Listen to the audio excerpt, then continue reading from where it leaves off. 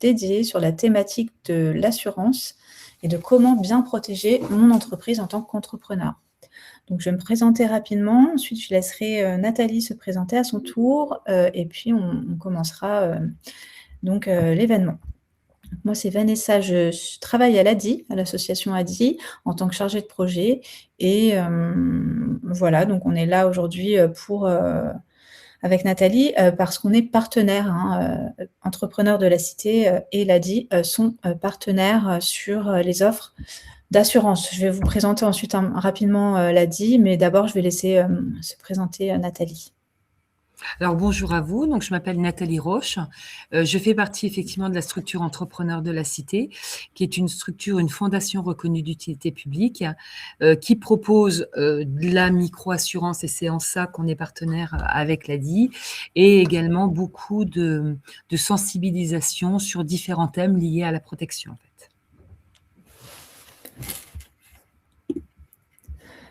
Alors, qu'est-ce que l'ADI pour ceux ou celles qui ne connaissent pas encore l'association? Donc, c'est une association qui a été fondée depuis maintenant plus de 35 ans par Maria Novak. C'est une association qui est reconnue d'utilité publique, dont la mission principale est de financer et d'accompagner toutes les personnes qui n'ont pas accès à crédit bancaire classique, qui souhaitent se lancer dans l'entrepreneuriat. Voilà, donc on est sur du microcrédit accompagné à l'ADI en fait, voilà, on est là sur des montants qui vont de 500 à 15 000 euros maximum pour pouvoir permettre à un maximum de personnes de se lancer dans l'entrepreneuriat. Donc, la présence de l'ADI, elle est partout, vous le voyez. On a plus de 200 agences, on a également des permanences chez des partenaires pour pouvoir être le plus proche de nos clients. Donc là, vous avez un petit QR code si vous souhaitez savoir où est l'agence ADI la plus proche de chez vous. Et on est aussi présent en Guyane, en Martinique, à La Réunion, en Nouvelle-Calédonie, sur tous les territoires en France et en Outre-mer. On a également des bénévoles avec nous dans l'association qui sont là spécifiquement justement pour accompagner les personnes. Donc on peut trouver de l'accompagnement sur tout type de besoins, que ce soit avant la création, après la création et pendant aussi le financement avec nous, en fait. Et voilà, maintenant je vais laisser la parole à Nathalie qui va vous présenter la thématique donc, des assurances. On a jusqu'à quelle heure? C'était 14h45? On a une petite heure? Oui, jusqu'à 15h30. Ok. Alors, en introduction, plusieurs choses importantes à dire. Quelque chose d'ailleurs qui n'apparaît pas là sur la slide. Il y a une notion qui est très très importante quand on crée son entreprise, c'est cette notion de responsabilité. À partir du moment où vous êtes un chef, alors je vais beaucoup masculiniser, je suis désolée, je parle beaucoup, parce que je peux pas dire à chaque fois un, une, etc. Donc je mets tout au masculin, mais évidemment on s'adresse à tout le monde, on s'adresse à l'homme H avec un grand H. Donc à partir du moment où on est chef d'entreprise, on est responsable de ce qui se passe au sein de son entreprise. Cette notion de responsabilité est très très importante parce que bien souvent, surtout quand on crée en micro, etc., on a souvent tendance à avoir l'impression que c'est un peu, j'exagère un peu, mais comme un loisir qu'on crée à côté et que toutes les assurances qu'on peut avoir à titre personnel vont nous couvrir à titre professionnel. C'est pas le cas. C'est-à-dire, attention, un chef d'entreprise, et que vous soyez en micro-assurance et que vous en micro-assurance, en micro-entreprise et que vous créez votre propre emploi ou que vous montiez une entreprise avec 150 personnes, les responsabilités sont les mêmes. Alors, évidemment qu'elles sont démultipliées, plus c'est grand, plus vous avez de locaux, plus vous avez de stock et de matériel, plus vous avez de salariés, tout est démultiplié, mais la base reste la même. Et ça, c'est vraiment très, très important de prendre ça en considération. Je suis pas là pour vous faire peur, je suis juste là pour vous dire une réalité, c'est ce que je dis, c'est pas parce qu'on met la tête dans le sable que les choses n'arrivent pas. Donc, vous faire prendre conscience votre niveau de responsabilité et pas du tout dans le sens de vous faire peur, juste dans le sens de vous dire, attention, vous allez avoir ce niveau de responsabilité, ne partez pas billet en tête sans vous protéger. Prenez quelques contrats qui sont indispensables et qui vous permettront, le jour où il arrive quelque chose, de ne pas être trop embêté ou d'avoir des gens qui vous protègent. Donc, ce niveau de responsabilité est super important et n'oubliez pas qu'on est toujours, toujours, toujours responsable de ce qui se passe au sein de son entreprise. Quand le patron de Buitoni se fait condamner parce que dans une de ses usines, il y a des choses qui sont mal faites et qu'il y a un enfant qui meurt parce qu'il a mangé quelque chose qui n'est pas bon, vous vous doutez bien que ce n'est pas de sa faute, ce n'est pas lui qui a fait l'erreur, entre guillemets. Par contre, il est responsable de ce qui se passe au sein de son activité. Eh bien, vous allez être responsable de ce qui se passe au sein de votre entreprise. Même si ce n'est pas de votre faute. Tout le temps, on entend dire « c'est pas de ma faute ». On s'en fiche. Que ça soit volontaire, pas volontaire, que ce soit ta faute, pas ta faute, vous êtes responsable de ce qui se passe au sein de votre entreprise. Donc ça, c'est super important. Autre chose de très important, toutes vos assurances personnelles n'ont aucun impact sur votre vie professionnelle et vice-versa. Donc, c'est deux mondes qu'il faut séparer. On vous en parle un petit peu ou on vous en parlera un petit peu quand vous faites accompagner. On va vous demander de séparer vos comptes, par exemple, parce qu'il ne faut pas mélanger ses comptes pro et ses comptes perso, c'est pas bien. Eh bien, c'est exactement la même chose en assurance. Vos assurances perso que vous avez avec votre assurance habitation, avec votre carte bancaire, etc., n'auront jamais d'action sur votre vie professionnelle. Et vice-versa, vos assurances pro ne joueront pas sur votre vie personnelle.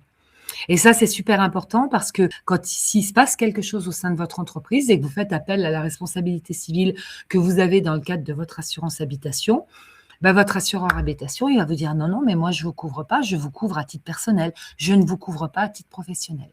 Donc ça, c'est vraiment très, très important. Une chose importante également en assurance, c'est cette notion d'aléa. Un assureur, il vous couvre pour quelque chose qui n'est pas prévu.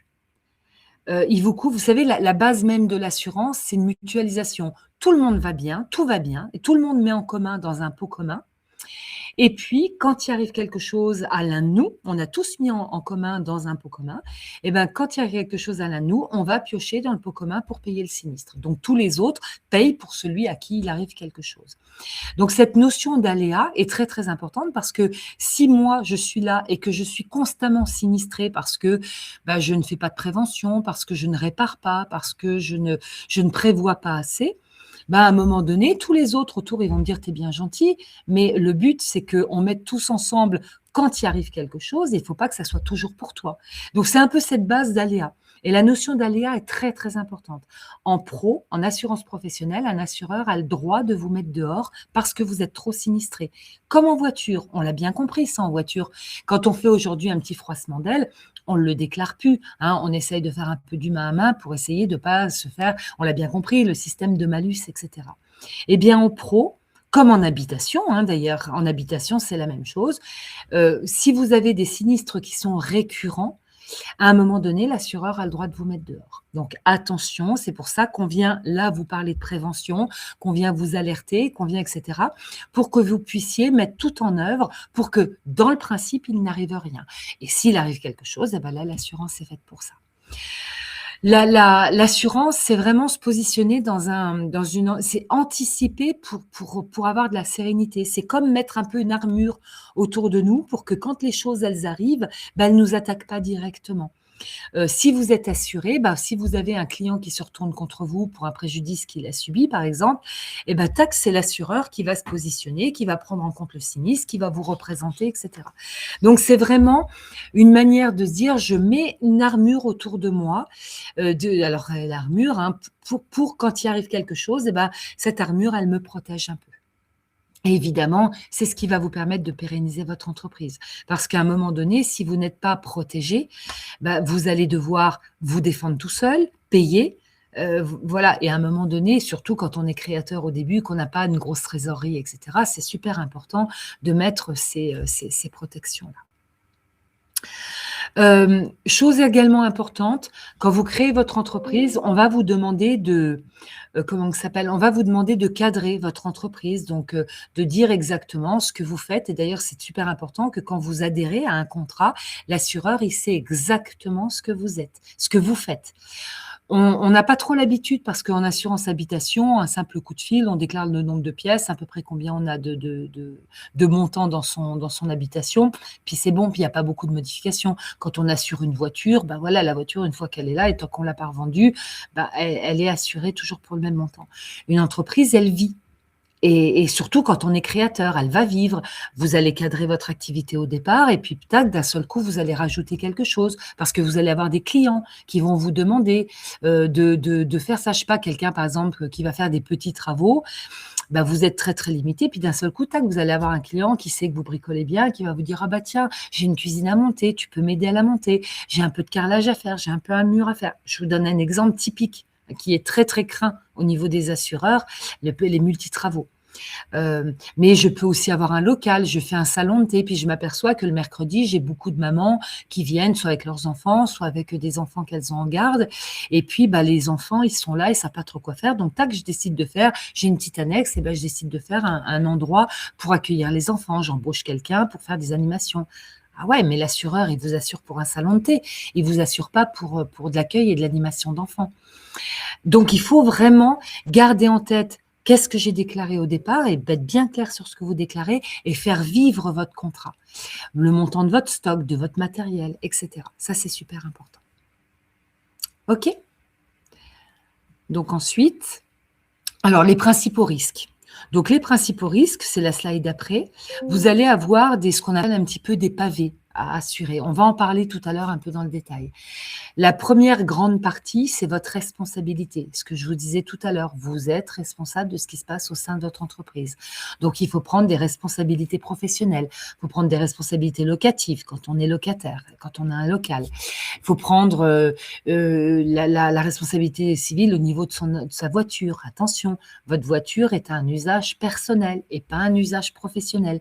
Donc, si vous utilisez votre voiture personnelle à titre professionnel, il faut rajouter un usage professionnel à votre voiture. Votre responsabilité pour les gens qui travaillent dans le bâtiment. C'est une assurance obligatoire. Attention, en plus dans le bâtiment, tout n'est pas obligatoire en assurance. L'assurance décennale est obligatoire. Après, il faut assurer vos biens. N'oubliez pas et faites vivre votre contrat. Si vous assurez vos biens pour 15 000 euros, le jour où vous avez un stock qui arrive qui fait 30-35 000 euros, attention de bien réévaluer votre assurance. Alors bien sûr, votre assureur, il ne va pas vouloir que vous passiez d'un mois à l'autre à 15 000, 10 000, enfin 15 000, 10 000, 30 000, etc. Mais il faut se dire, ben voilà, j'ai un stock maximum qui peut être de tel montant, 40 000 euros, ben je l'assure pour 40 000 euros. Le jour où vous en avez que 20 000, ben vous êtes un peu surassuré, mais c'est pas grave. Par contre, il faut bien penser à être assuré pour le stock maximum parce que si vous faites cambrioler, par exemple, ou vous avez un incendie le jour où vous êtes au taquet de votre stock et que vous êtes assuré que pour 20 000, ben vous serez remboursé que sur le montant pour lequel vous êtes assuré. Donc, pensez bien à toujours être assuré pour le bon montant de stock. Et puis, assurer sa personne. Tout à l'heure, Vanessa en parlait. C'est super important. Vous êtes chef d'entreprise. Vous n'avez plus d'employeur derrière vous qui va prendre pour vous des assurances de complémentaires en cas d'arrêt de travail, par exemple. Donc, pensez bien à assurer ce qu'on appelle la prévoyance en cas d'arrêt maladie, décès, etc. Pensez bien à assurer votre santé. C'est vous qui êtes comment ça s'appelle, au sein de votre entreprise, si vous ne vous soignez pas bien et que vous êtes en arrêt maladie, eh ben, comment ça se passe? Vous n'avez pas de rentrée d'argent, vous allez, etc. Donc, pensez bien à vous protéger, donc bien vos assurances santé et évidemment en retraite, parce que bah, c'est pareil, là, vous n'avez plus de retraite complémentaire payée par votre assureur, etc. Donc, pensez bien à toutes ces parties-là. Là, ce qu'on va détailler un tout petit peu, c'est les risques principalement, si je ne me trompe pas, principalement dus aux locaux et aux biens et au matériel. Si tu peux passer la slide. Oui, Elle passe oui. pas. Alors, tu as des questions? si. Peut-être faire une pause parce qu'on a quelques questions, Ouais, mais je pense rappeler aux participants également que là, on va justement rentrer un peu plus dans le détail de chaque type de risque et peut-être aussi un peu plus sur le type d'assurance tout à fait. qui serait judicieux d'avoir. Voilà. Après, sur les activités, vraiment, il y a, vous imaginez bien, énormément d'activités possibles et imaginables Voilà, donc on ne pourra pas faire du cas par rapport à votre activité. Après, ce qu'on pourra éventuellement vous dire, hein, c'est que le minimum en termes d'assurance à avoir, c'est la responsabilité civile pour assurer les dommages causés à un tiers dans le cadre de l'activité. Et après, voilà, vous pouvez avoir d'autres types d'assurances si vous avez du stock ou des choses comme ça, ou un local par exemple. Mais le minimum à avoir effectivement, c'est la responsabilité civile. Alors est-ce que le médiateur de la consommation est vraiment obligatoire? Alors, je ne suis pas très à l'aise sur ce point-là. Mmh. Oui, alors oui, et c'est marrant parce qu'on est en train de monter un système de formation à la journée et je me le suis marqué de bien. Je suis pas très, très à l'aise sur ça, mais normalement, je crois que c'est obligatoire, surtout Mmh. pour les professions de commerce. C'est obligatoire, mais je suis pas convaincue que tout le monde l'est, loin de là. C'est-à-dire, je pense que ça fait partie des choses obligatoires, comme l'ANI, je vous en parlais à la fin. Quand vous avez des salariés, il faut leur proposer une complémentaire santé. C'est obligatoire, mais je sais qu'il y a encore un potentiel de gens énorme qui ne l'appliquent pas. Et qu'aujourd'hui, je pense pas qu'il y ait encore de gros contrôles. Mais il me semble qu'à partir du moment où vous êtes dans les situations de commerce, vous devez avoir cette assurance médiateur, pour, voilà. Mais je suis pas très, très à l'aise sur cette nous, on n'en propose pas et je sais que l'ADI non plus, cette particularité, mais je crois que c'est obligatoire, ouais. Mais je OK. pense qu'il y a pas encore beaucoup de contrôle de fait. Alors pour les devis, hein, on verra après, il faudra contacter directement, Oui. voilà, hein, soit Entrepreneurs de la Cité ou l'ADI pour en avoir.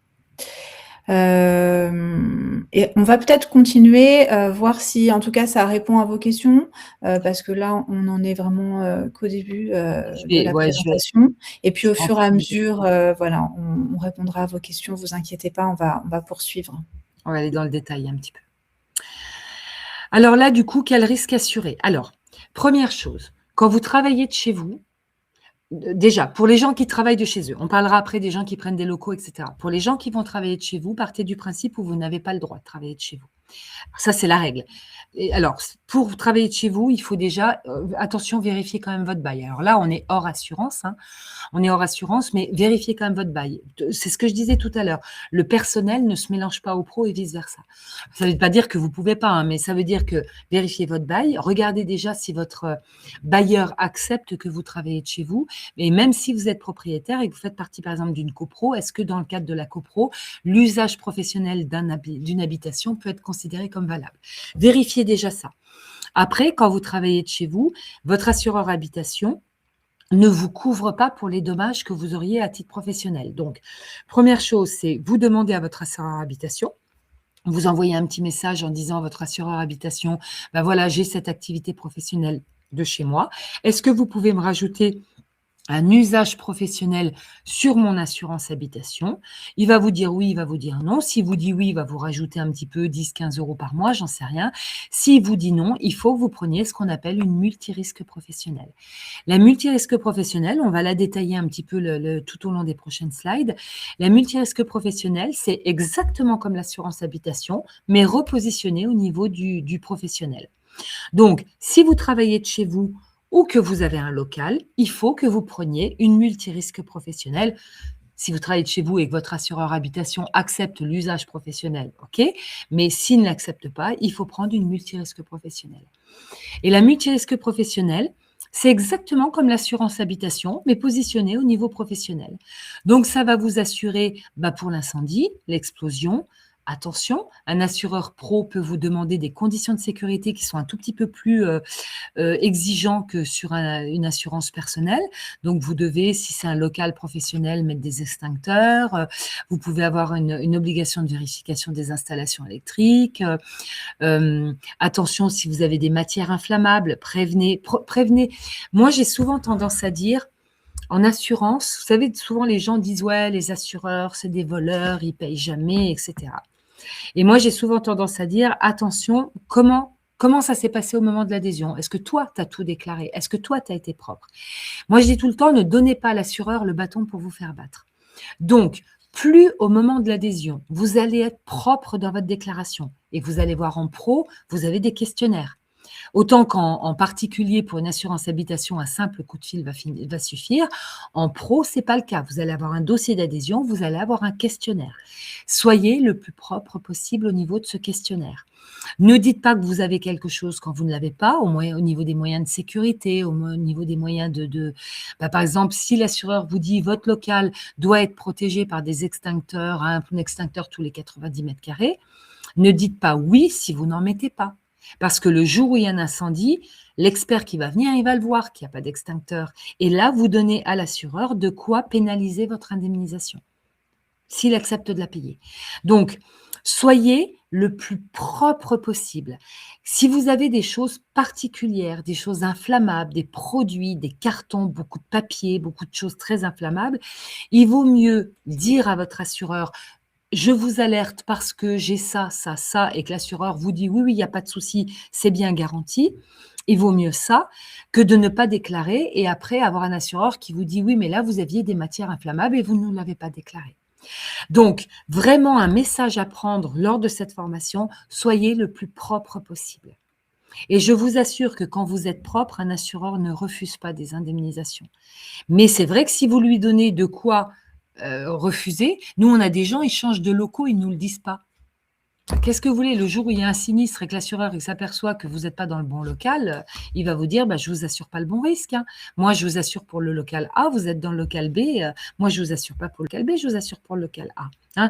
Donc ça, c'est vraiment très, très important d'être le plus propre possible. La slide d'après, donc la multirisque professionnelle vous assure également pour le vol, le vandalisme, normal, comme votre assurance habitation pour votre habitation. Attention aux moyens de sécurité qui sont demandés par l'assureur. Ne dites pas oui si l'assureur vous dit: votre local est-il protégé ou votre lieu de travail est-il protégé par une serrure 3 points. 3 points, c'est en haut, en bas, sur le côté. Ne dites pas oui si vous n'avez qu'une serrure 1 point.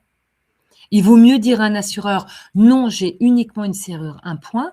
Dans 90% des cas, il va dire: ok, c'est bon, parce que le risque vol est relativement réduit. Si vous avez de la restauration rapide, si vous faites, je ne sais pas, de la vente de trucs pas trop risqués, une épicerie fine, bon, il va vous dire oui. Par contre, si vous vendez du cuir ou des chaussures, là, il va peut-être vous dire non, ou alors il faut rajouter 2 points de fermeture, donc il faut rajouter 2 verrous. Soyez le plus propre possible. Ça, c'est super important. Donc, pour le vol, le vandalisme, c'est pareil, hein, les moyens de sécurité, c'est attention, les voleurs, ils passent souvent par la fenêtre qui donne sur la petite cour derrière le local. Donc, si l'assureur vous dit tous vos ouvertures doivent être protégées par des volets, des barreaux ou des rideaux de fer, ne dites pas oui si vous avez la fenêtre à l'arrière de votre local qui est systématiquement ouverte parce qu'il n'y a pas de moyen de fermeture. À ce moment-là, soit vous prévenez en disant: j'ai une pièce annexe à mon local qui donne sur une cour intérieure et je n'ai pas de moyen de fermeture. Et là, l'assureur peut vous dire: vous vous débrouillez, ou vous mettez un point de fermeture, ou éventuellement, je vous augmente la franchise vol de 200 €. Ou alors, il va vous dire: non, mais il n'y a pas beaucoup de risques, il n'y a pas de souci, je vous accepte. Mais il vaut mieux parfois payer un tout petit peu plus de franchise et être pris au niveau de ce sinistre que de ne pas déclarer quelque chose pour ne pas risquer d'avoir une petite augmentation de cotise ou de franchise. Et puis, au moment du sinistre, l'assureur, l'expert, il va le voir. Ce que je dis tout le temps, hein, vous savez, les experts, une maison qui brûle, ils arrivent à voir où est le départ de feu. Moi, ça m'épate. Donc, je me dis, un expert, il est tellement habitué, il voit tout. Donc, plus vous êtes propre, moins on pourra vous pénaliser. Et ça, c'est super important d'être très, très rigoureux dans ce qui est, comment ça s'appelle, déclaré au moment de la souscription. OK. Ensuite, la multirisque professionnelle vous assure pour le dégât des eaux, normal, hein, ça fait partie de tous les risques qui peuvent arriver quand on a un local. Attention, gardez des traces. Trop souvent, les gens ont tendance à nettoyer quand il arrive quelque chose. C'est normal, hein. Si j'ai eu un dégât des eaux, je ne vais pas laisser de l'eau au sol. Si j'ai eu un incendie, je ne vais pas laisser de la suie partout. S'il y a eu un problème électrique, je ne vais pas laisser de la nourriture pourrir dans mes frigos. OK, ça, je l'entends. Mais le problème, c'est quand l'expert passe, il n'y a plus rien à voir. Et l'expert, ça reste un humain, ça reste un humain. Et automatiquement, tout humain que l'on est, on est souvent influencé par ce qu'on voit, par ce qu'on sent, par ce qu'on respire, etc. Donc, quand vous n'avez pas de possibilité de laisser en état parce que c'est à l'endroit où vous vivez ou l'endroit où vous travaillez, et que vous êtes obligé de nettoyer, gardez des traces, faites des films, prenez des photos. Ça, c'est super important parce qu'au moment du sinistre, vous pourrez donner à l'expert des choses qui prouvent ce qui s'est passé, même si vous avez dû nettoyer. Donc ça, c'est bien. Aussi, un petit conseil pour les gens qui stockent, souvent les dégâts des eaux, c'est 1 ou 2 centimètres au sol. Ça peut être aussi au plafond, et cetera. Mais quand il y a 1 ou 2 centimètres au sol, si vous stockez vos cartons, par exemple, vous avez beaucoup de cartons, et cetera, essayez de pas stocker à même le sol. Des fois, les gens, ils mettent, des cartons à même le sol, puis le jour où il y a un dégât des eaux, paf, tous les cartons s'imbibent. N'hésitez pas à mettre des palettes. Vous mettez une palette, vous mettez vos cartons sur la palette et l'air de rien, quand il y a un petit dégât des eaux, bah, ça n'imbibe pas vos cartons. Et moins on est pénalisé lors d'un sinistre, vous allez me dire si je suis assurée, c'est pas grave. Ben non, moins on est pénalisé, moins ça pénalise l'activité dans le cadre de sa reprise, etc. OK? Donc après le dégât des eaux, dommages électriques, bris de machine, j'en dis 2 mots, ça fait partie de la multirisque professionnelle. Attention, si vous avez des machines, des logiciels particuliers très chers, un peu particuliers, n'hésitez pas à interpeller les assureurs en leur disant, bah voilà, j'ai un logiciel qui vaut tant, est-ce qu'il est bien garanti? Parce que je ne parle pas du courant, mais je parle des choses, des fois des gens, ils peuvent avoir des machines qui coûtent très très cher. Faites attention, il peut y avoir des fois des exclusions, il peut y avoir des fois des options à prendre, etc. Donc, n'hésitez pas d'alerter votre assureur au moment de la souscription. Dans la multirisque professionnelle, vous avez également bris de glace d'enseigne. Ben oui, quand vous avez un local, vous avez une vitrine, vous avez des enseignes. Quand on travaille de chez soi, on est un peu moins concerné par ça parce qu'en général, quand on a une vitre qui casse chez soi, on fait marcher son assurance habitation. Mais quand on a un local, oui, là, c'est super important. Et c'est là où je vous dis attention sur la déclaration. Si votre assureur vous dit, avez-vous un rideau de fer plein et que vous avez un rideau de fer croisé, ne dites pas oui au rideau de fer plein. Parce que le jour où vous avez une vitrine cassée la nuit, bah, votre assureur il va vous dire, mais je ne comprends pas, vous avez déclaré avoir un rideau de fer plein. Ah bah ouais, mais finalement, c'est un rideau de fer croisé. Bah oui, mais bon, il peut vous lui donner une bonne raison de vous refuser votre bris de vitre. Alors que si au moment de l'adhésion, vous avez un rideau de fer croisé, vous dites non, je n'ai pas un rideau de fer plein, j'ai un rideau de fer croisé, dans 90% des cas, il va vous dire ok, il n'y a pas de souci. 99 même. Là où il peut tilter, éventuellement, c'est si vous avez des choses qui peuvent, la petite maroquinerie, on peut passer la main à travers un rideau de fer croisé. Voilà, mais dans 90% des cas, ils s'en fichent que ça soit un rideau de fer plein, un rideau de fer croisé. Ils s'en fichent au moment de la souscription. Par contre, au moment du sinistre, si c'est mal déclaré, il va vous pénaliser. Donc voilà, soyez le plus propre possible. Donc la multirisque professionnelle prend en charge également donc les bris de glace, les bris d'enseigne, les cases d'enseigne, etc. Je vous parlerai des responsabilités civiles après et vous allez voir que dans la multirisque professionnelle, il y a les responsabilités civiles dont vous avez besoin. Mais je vous fais un zoom sur les responsabilités civiles après. Dans la multirisque professionnelle, vous avez également des garanties qui s'appellent, souvent, hein, ça peut être des options, mais souvent, vous avez des garanties qui s'appellent la perte d'exploitation, la perte de la valeur vénale. La perte de la valeur vénale, c'est j'ai une entreprise qui a une vraie valeur. J'ai la boulangerie du département. Devant ma boulangerie, il y a la nationale du département qui passe. J'ai 10 000 clients qui passent devant 10 000 potentiels clients qui passent devant ma boulangerie. J'en ai 3 000 qui s'arrêtent. Je fais 30 000 € de chiffre d'affaires par jour. Puis un jour, il y a un contournement. Le village décide de contourner la nationale pour ne plus qu'elle passe au milieu du village. Et du coup, j'ai plus 10 000 personnes qui passent devant ma boulangerie, mais j'en ai plus que 300. Et il n'y en a plus que 100 qui rentrent. Donc, je dois licencier. Donc, vous voyez, votre fonds de commerce, la valeur de votre fonds de commerce fond comme neige. C'est ce qu'on appelle la perte de la valeur vénale. Voilà, bon, nous on l'utilise, nous on travaille qu'avec des créateurs d'entreprises, donc c'est quelque chose qu'on ne mobilise jamais parce que c'est quand même rare, à part dans le cas d'une reprise. Ça peut arriver qu'il y ait un fonds de commerce qui a une vraie valeur, mais en général, la valeur vénale de votre entreprise, vous allez la créer. Mais gardez ça dans votre tête, c'est une garantie qui existe. Juste 2 secondes, je reviens sur la perte d'exploitation. Sur la slide d'avant, la perte d'exploitation, c'est j'ai un sinistre garanti. Vol, vandalisme, dégâts des eaux, incendie. Ceux qu'on a vus avant, qui font partie de la multirisque professionnelle. J'ai un sinistre garanti. Je ne peux pas travailler pendant un certain temps. C'est l'expert qui passe, qui va déterminer que je ne peux pas travailler pendant 10 jours, 15 jours, 1 mois, le temps de nettoyer, le temps de réparer, le temps de repeindre, le temps de, etc., etc. Il va débloquer ce qu'on appelle la perte d'exploitation. C'est-à-dire, il va dire à l'assureur, cette personne ne peut pas travailler pendant 1 mois. OK pour lui verser sa perte d'exploitation. Et la perte d'exploitation, c'est soit un montant indemnitaire en pourcentage de votre chiffre d'affaires, soit un montant forfaitaire. C'est inclus au contrat et c'est tant d'euros par jour.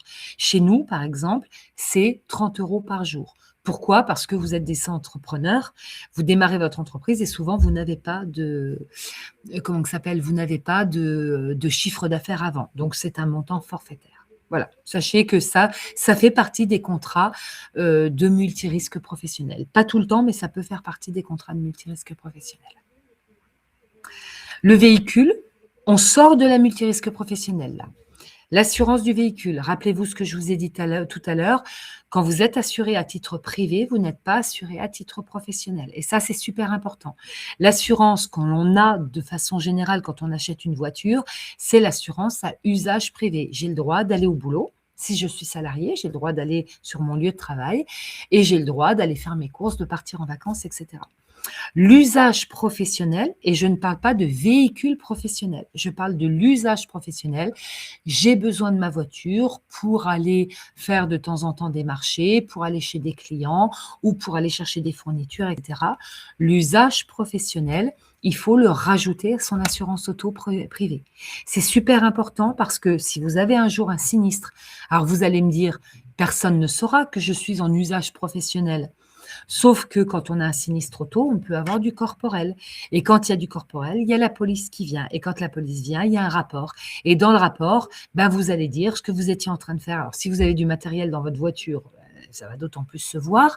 Mais n'empêche que à un moment donné, vous allez dire, oui, j'allais chez un client et puis voilà, et puis tac, et puis ça apparaît sur les constats de police. Et quand l'assureur, et vous imaginez bien en plus que s'il y a du corporel et que votre assureur, que c'est de votre faute et que votre assureur, il est censé payer des indemnités à vie à quelqu'un que vous avez laissé paralysé, vous imaginez bien qu'il va chercher, qu'il va fouiner, qu'il va essayer de voir si tout est bien carré.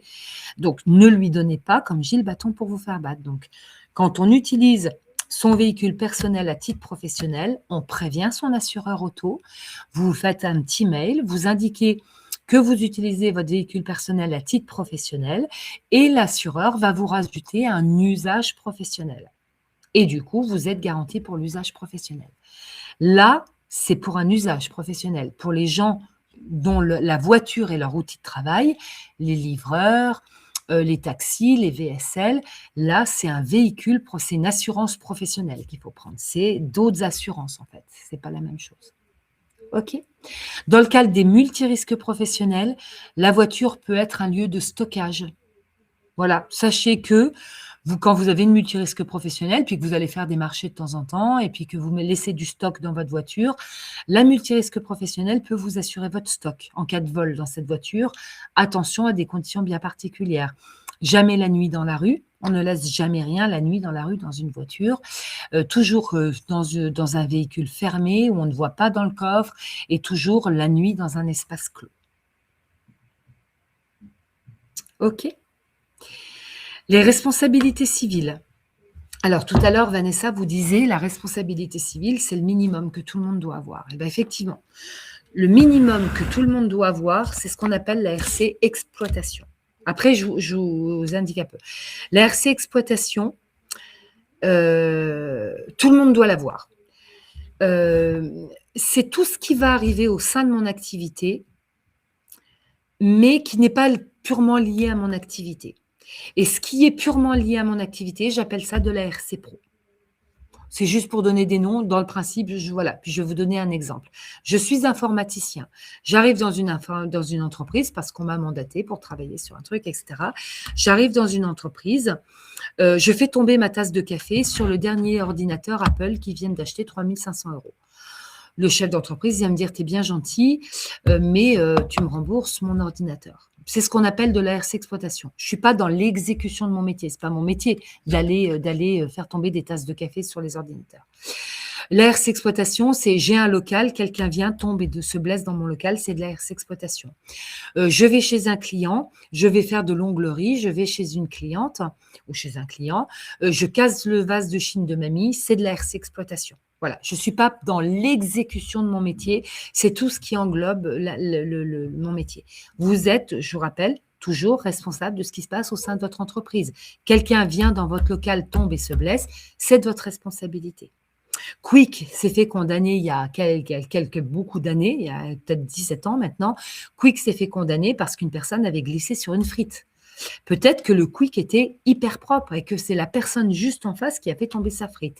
Eh ben ouais, eh ben Quick est responsable de ce qui se passe au sein de de sa structure. Donc vous êtes responsable de ce qui se passe au sein de votre commerce quand vous avez un commerce. C'est de la RS exploitation et vous êtes responsable des dégâts que vous pouvez faire à l'extérieur, par exemple, quand vous allez chez des clients. Ça, c'est ce qu'on appelle de la RS exploitation. Il y en a dans la responsabilité civile, dans la multirisque professionnelle, par exemple. Après, il y a la RC Pro. La RC Pro, c'est comment un client peut se retourner contre moi pour un préjudice qu'il a subi. Je reprends mon exemple de mon informaticien. Je suis informaticien, j'ai pas encore fait tomber ma tasse de café, je commence à travailler, je bidouille les fichiers de l'entreprise, je plante l'entreprise pendant 3 semaines. Et là, le chef d'entreprise va se retourner contre vous, moi, en disant, mais là, regardez les conséquences de votre acte. Moi, j'ai arrêté mon entreprise pendant 3 semaines. Vous avez planté les fichiers. Moi, j'ai une perte de chiffre d'affaires de 300 000 €. C'est de votre responsabilité. Là, on est sur de la RC, ce qu'on appelle de la responsabilité civile professionnelle. Tout le monde doit avoir un minimum de RC Pro.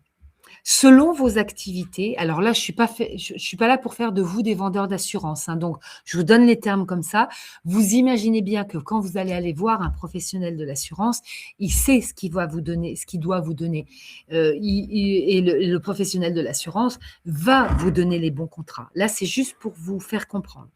Donc, selon vos activités, vous allez avoir besoin soit d'une RC Pro pure, parce que vous n'avez pas de stock, pas de matériel.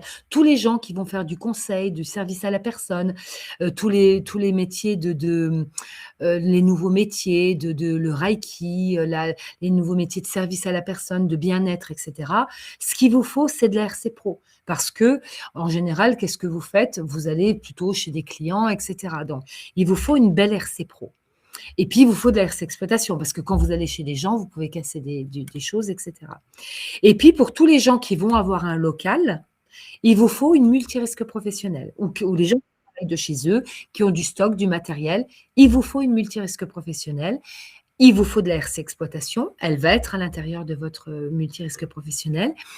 Et parfois, il vous faut des petits bouts de RC Pro. Il y en a à l'intérieur de la multirisque professionnelle. Ou alors, vous avez besoin d'une belle RC Pro quand même parce que votre risque, il est principalement quand vous faites du massage, par exemple. Là, vous touchez les personnes, le risque RC Pro est important. Et là, l'assureur, il va vous demander de prendre une RC Pro en parallèle. Donc, il vous faut soit une RC Pro pure, soit une multirisque professionnelle. Et parfois, il vous faut les deux parce qu'il vous faut une RC Pro, mais vous avez également un local, du stock, du matériel, et il vous faut la multirisque professionnelle. OK? C'est un peu technique. L'idée, c'est juste que vous alliez choper un petit peu ce que vous allez avoir besoin. Qu'est-ce que je dois protéger? Et selon les activités, c'est plus des RC Pro. Quand j'ai une épicerie, je repars sur mon idée d'épicerie fine. Quand j'ai une épicerie fine, il me faut une multirisque professionnelle parce que j'ai mon local, j'ai mon stock, j'ai mon matériel. J'ai la responsabilité civile d'exploitation au sein de mon local. Elle est intégrée dans ma multirisque professionnelle.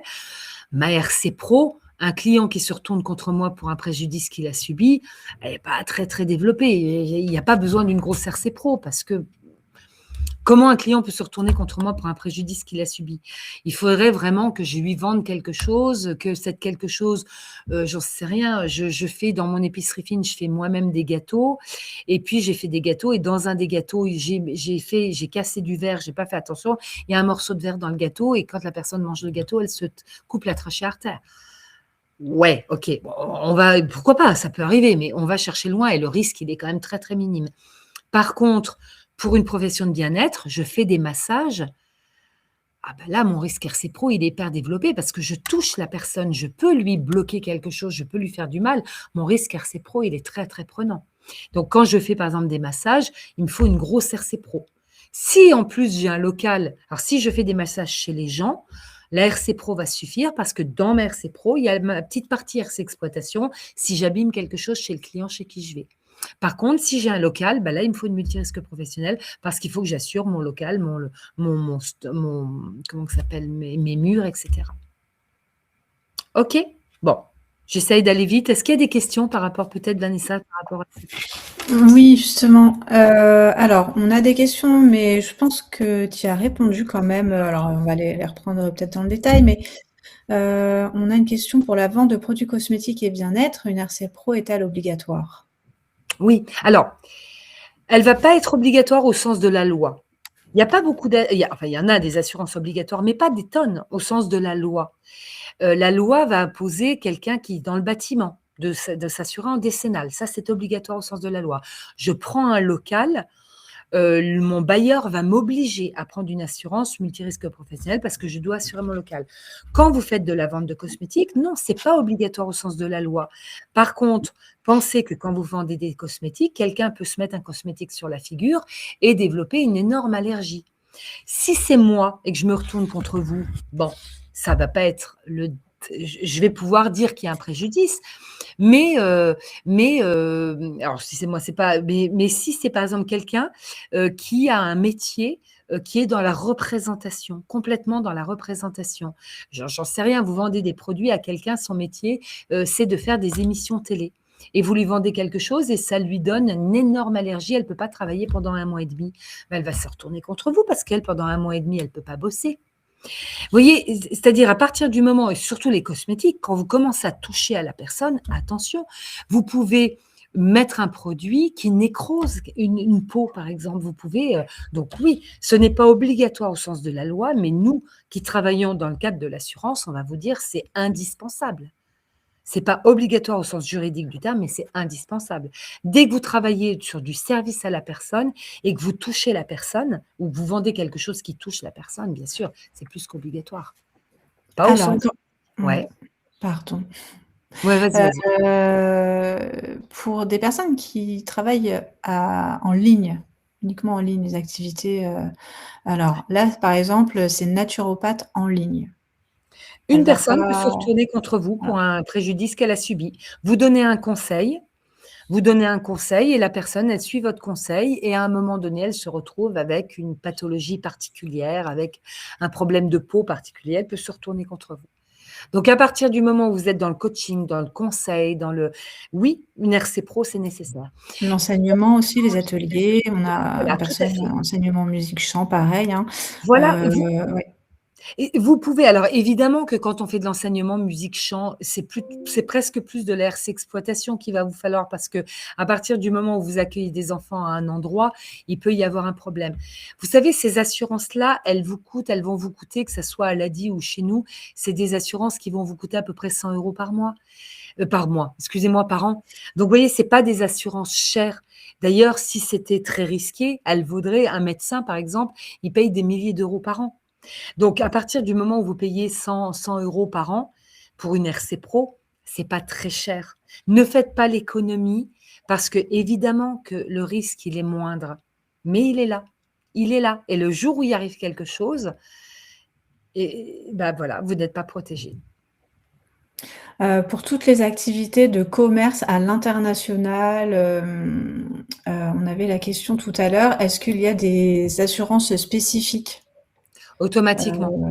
Voilà. Automatiquement, dans les conditions générales des assureurs, en général, vous avez la Mais en ligne, hein, enfin du commerce, ouais, mais voilà, entre différents pays, ouais, à mais partir du en moment, ligne. vous avez la territorialité, voilà, c'est ça que je cherchais. En Mmh. général, dans les conditions générales de vos trucs, vous avez une territorialité.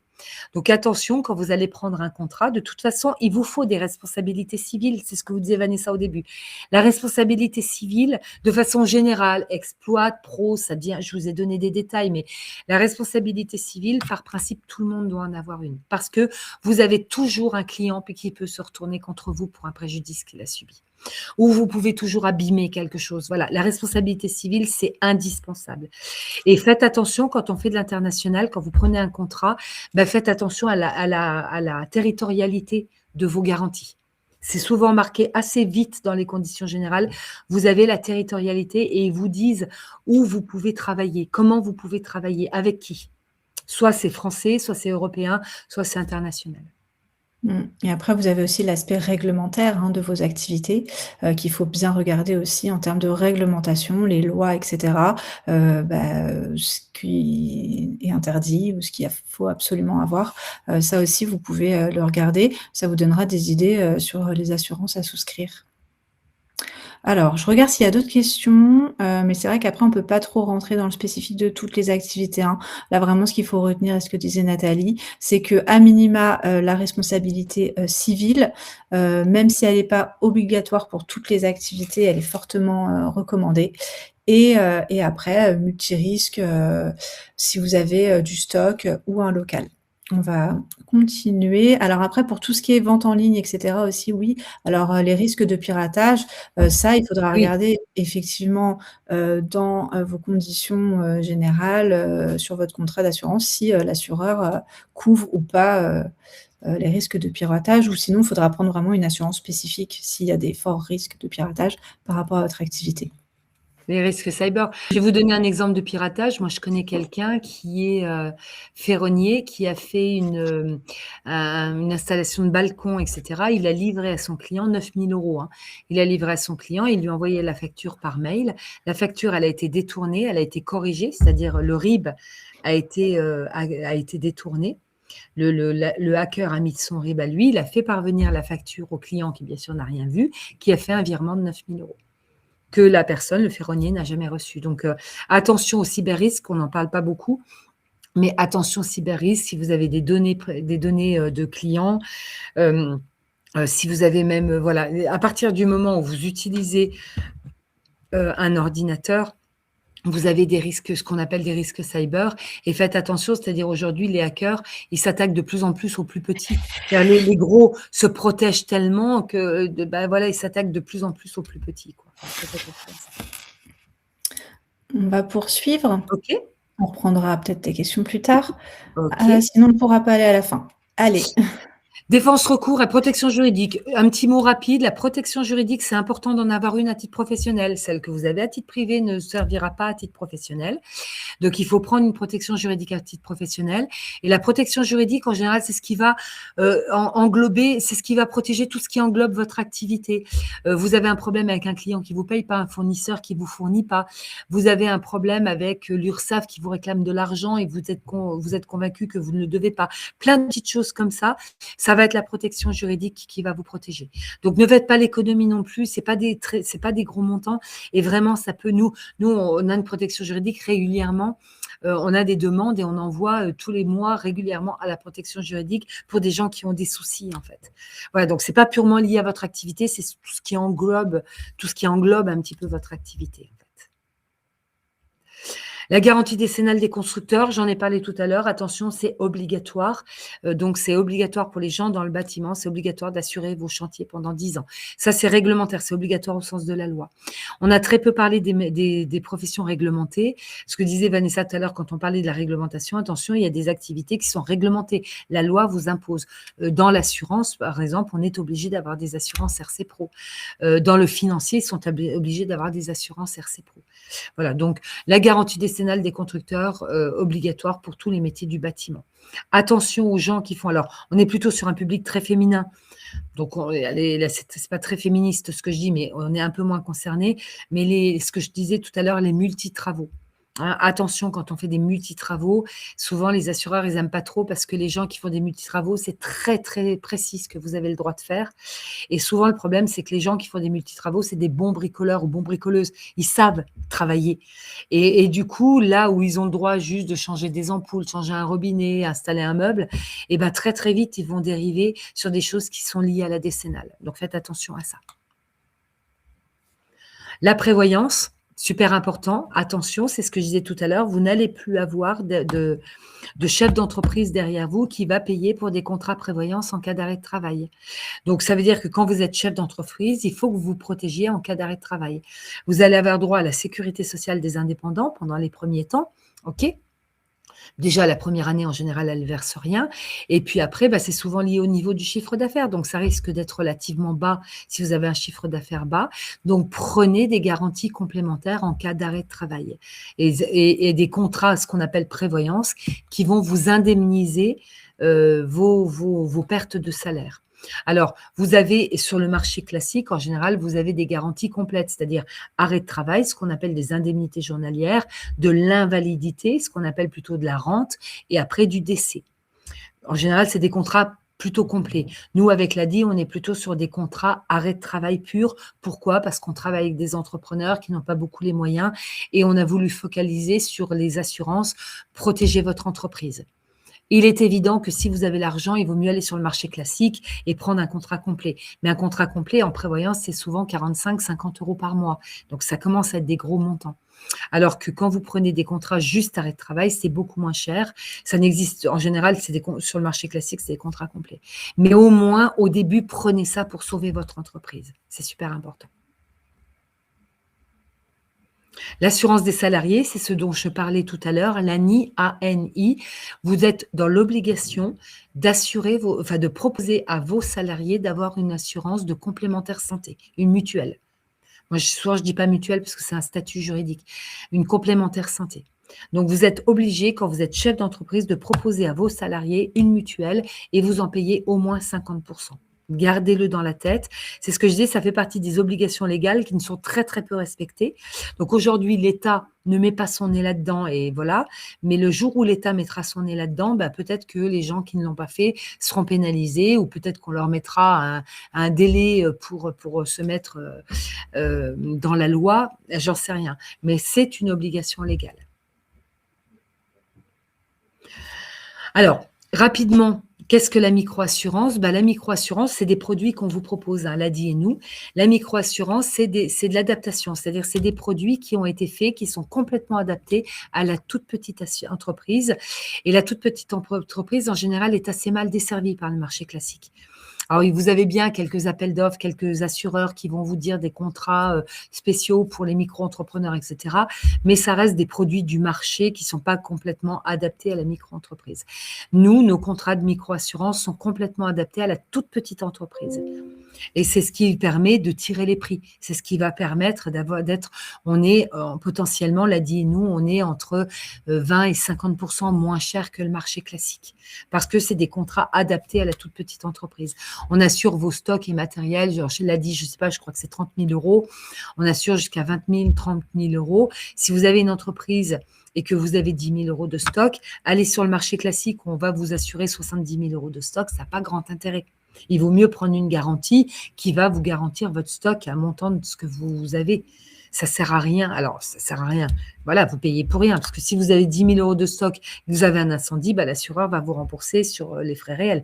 Il ne va pas vous assurer sur potentiellement, vous êtes assuré pour 70 000 €. Donc, c'est vraiment ça. Et la microassurance, on s'adresse aux créateurs d'entreprises, quel que soit d'où il vient, etc. Et un petit mot rapidement sur Entrepreneurs de la Cité. Donc, nous sommes une fondation reconnue d'utilité publique. Notre mission sociale, c'est d'aider à l'exclusion sociale en soutenant les entrepreneurs vulnérables. Alors, la vulnérabilité, c'est un terme qu'on a bien du mal à mettre les choses derrière. C'est quoi être vulnérable? C'est subjectif, en fait. Donc, la règle pour venir chez Entrepreneurs de la Cité, c'est d'être accompagné par un réseau d'aide à la création d'entreprise. Donc, que ça soit un réseau d'accompagnement comme les BGE, les positives, etc., ou un réseau financeur, comme l'a dit. Et nous avons plusieurs missions. Donc, protéger, on a des contrats de microassurance. Vous allez avoir après un tableau avec les contrats de l'ADI et les contrats de nous. On fait de la sensibilisation et l'objectif, c'est de vous ramener au bout d'un certain temps vers le marché classique. Et je pense que la slide d'après, alors les spécificités de la micro, que ce soit de l'ADI ou nous, en général, c'est des garanties adaptées. C'est ce que je vous disais, c'est des règles de souscription. On n'a pas des milliards de contrats. Vous allez dans une compagnie classique, en général, ils ont plein de contrats, plein d'options, bababab. Nous, on a des contrats qui sont simples et qui sont justement faits pour être facilement explicables et facilement assimilables. On a des frais de gestion et de commission qui sont limités ou inexistants. Donc, on est hors marché et évidemment, vous avez un accompagnement particulier par les personnes qui vont répondre à vos questions, en fait.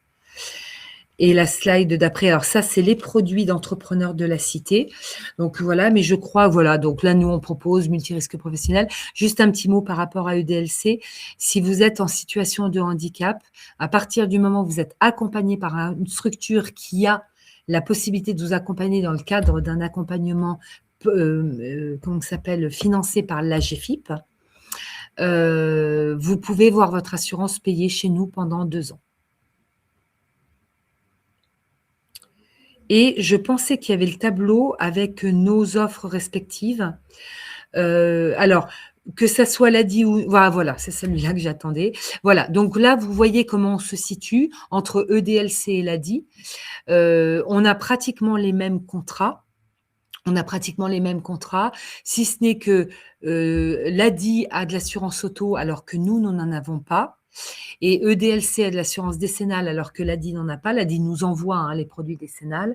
Et sur la prévoyance, l'ADI n'a pas de prévoyance pure, nous envoie en prévoyance pure. Par contre, l'ADI a quand même une garantie perte financière sur ses contrats de multirisque professionnel quand le motif de l'arrêt de travail est un motif accidentel, je crois. Donc ça, c'est rajouté à la multirisque professionnel. Oui, c'est tout à fait ça. On arrive à la fin de cet événement. Il nous reste encore quelques minutes. J'espère qu'en tout cas, on a répondu à un maximum de vos questions. Est-ce que, Nathalie, tu voulais rajouter des choses, toi, de ton Juste, côté? si vous, pour les personnes qui veulent des devis ou des renseignements, je ne sais pas si la slide d'après, je crois qu'il doit y avoir nos coordonnées.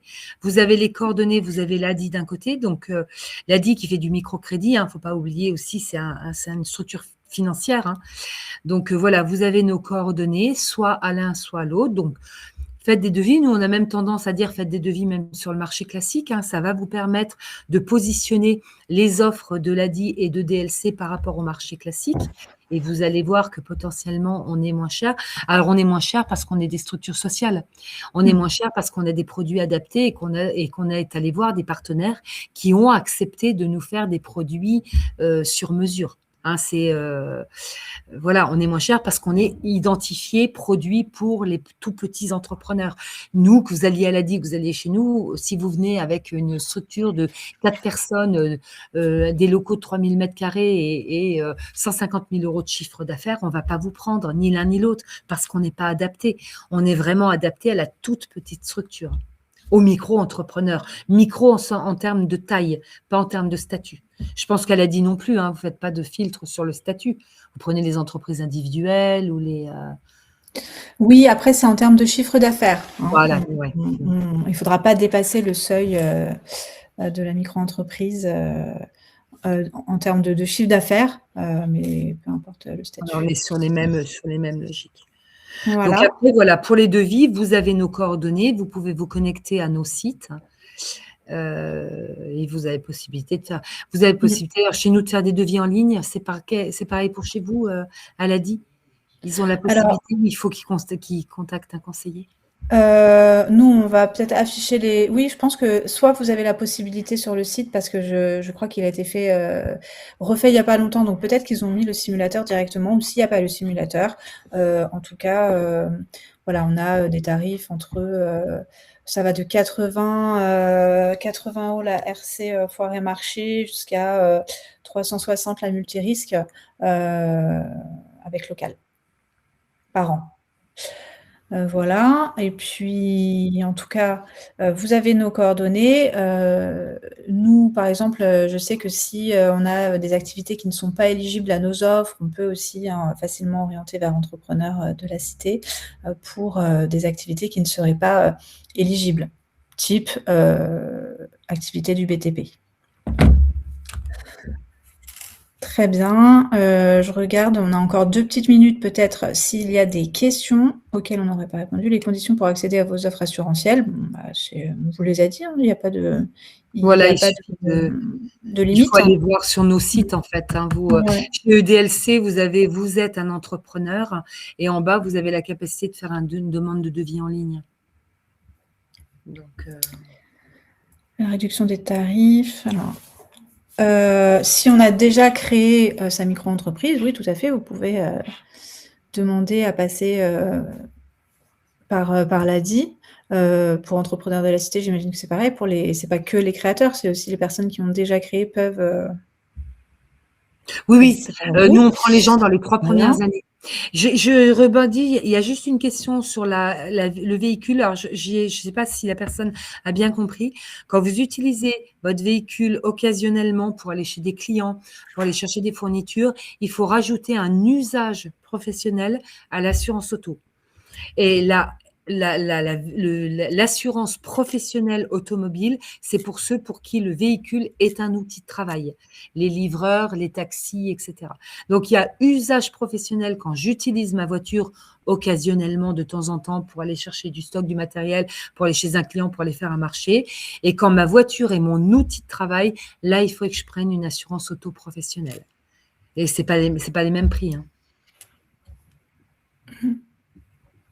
OK. Merci en tout cas à toutes et à tous, pour votre participation, pour, toutes les questions qui ont été posées. Vous pouvez aller voir le replay, vous aurez également le support qui sera, disponible avec le replay, mais par contre, on ne pourra pas vous l'envoyer ce support.